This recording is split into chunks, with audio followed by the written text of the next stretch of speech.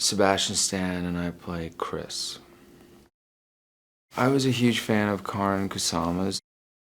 I just liked that there was a dubious nature to almost every character. You know, there was sort of like an ambiguous kind of duality to each of them, in the sense that they were riding a very fine line between being relatable, likable, and then also extremely unlikable and kind of despicable as well. And the same went for the leads, you know, for Nicole's character. And I thought that would make for an interesting, different film, and maybe one that we hadn't seen before, especially in the hands of Karin. I thought that, you know, it'd be a great opportunity to be a part of something like that.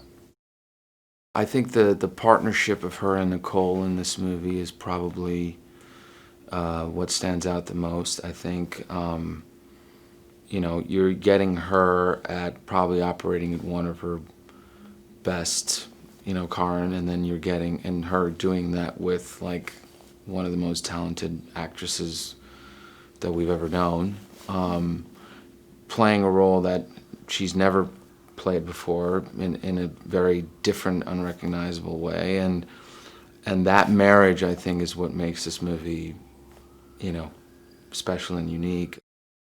He's an undercover agent, and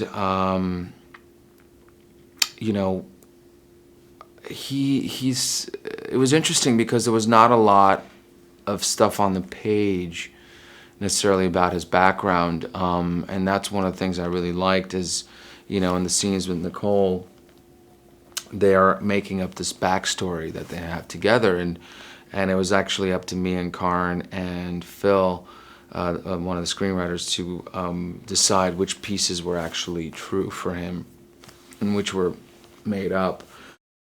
It starts out as a job, and then they're put in this sort of interesting predicament and circumstance where they're having to pretend to be together and to sell that very well. And you know, I think as soon as they meet, there's an instant sort of pull there, and they probably both look at each other and realize, oh, this might not be that difficult.